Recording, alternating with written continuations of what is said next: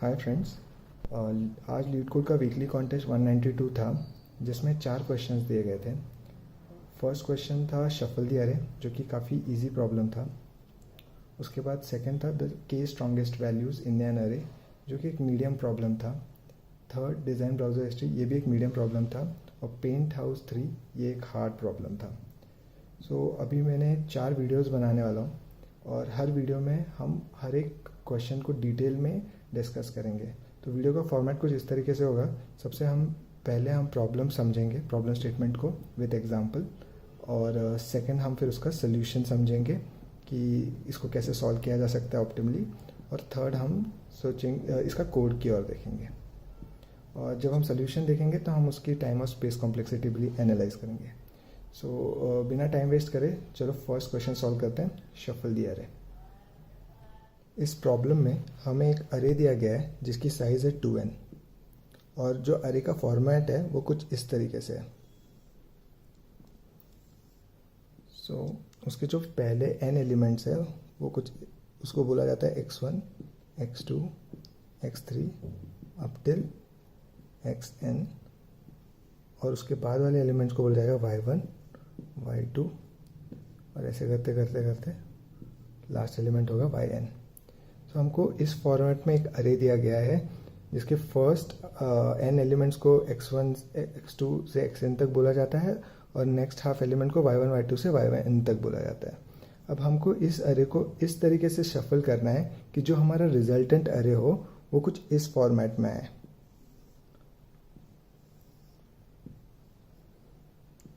x1, y1, x2, y2, ऐसे करते करते जो हमारा लास्ट एलिमेंट होगा वो होगा xn, yn।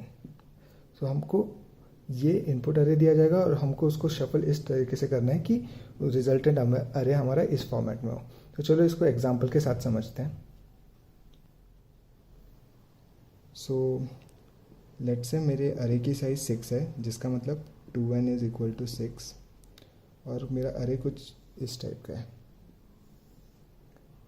1, 2, 3, 4, 5, 6।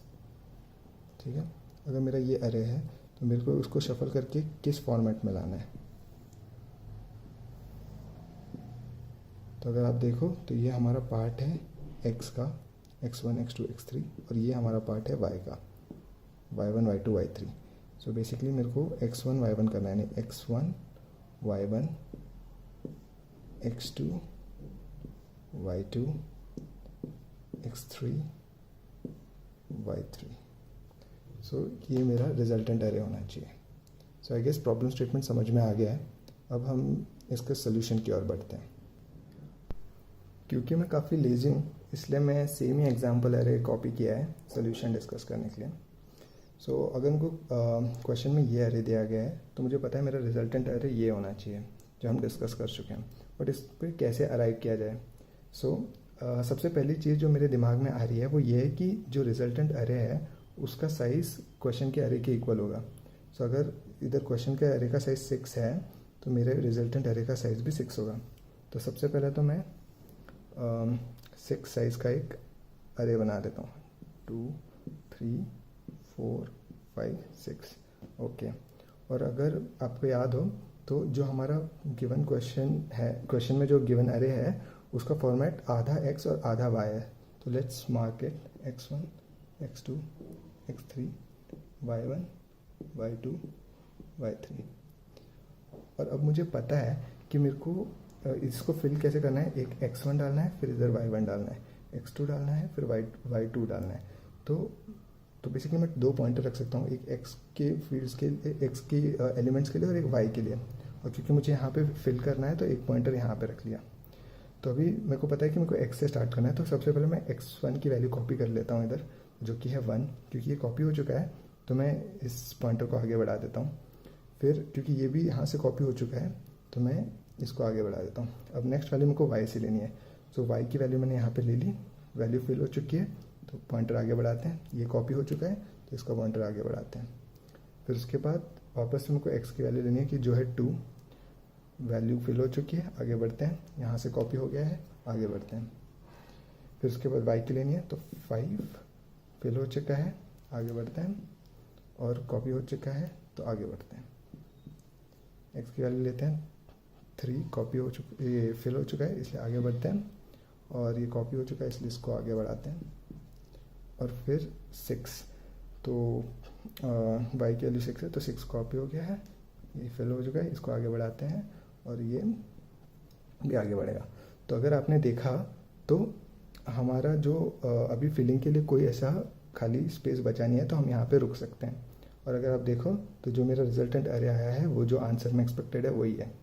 तो ये काफ़ी सिंपल सोल्यूशन है, लेकिन इसके कोड की तरफ बढ़ने से पहले हम इसकी टाइम और स्पेस कॉम्प्लेक्सिटी डिस्कस कर लेते हैं। तो इसकी टाइम और स्पेस कॉम्प्लेक्सिटी क्या है?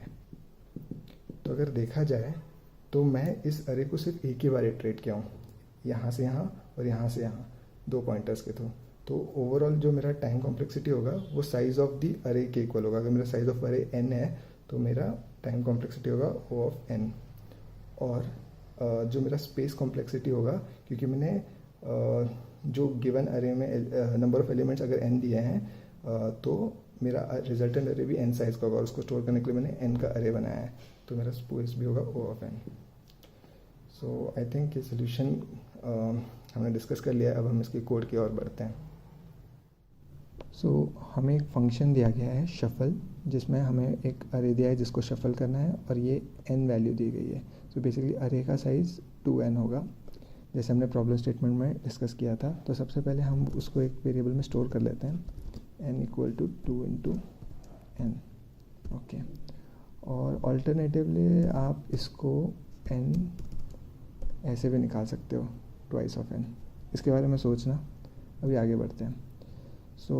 जैसे कि हमने डिस्कस किया था सोल्यूशन में, सबसे पहले तो मुझे पता है कि जो मेरा आंसर है उसका लेंथ, जो अरे होगा, आंसर अरे होगा, उसका लेंथ भी सेम होगा, ट्वाइस n होगा, जो कि नम्स अरे के इक्वल है।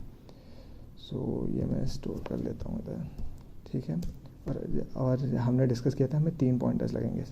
सबसे पहले तो एक x के लिए पॉइंटर जो 0 से स्टार्ट होगा, y के लिए पॉइंटर जो n से स्टार्ट होगा, क्योंकि आधे के बाद से हमारे y की वैल्यू स्टार्ट होती है।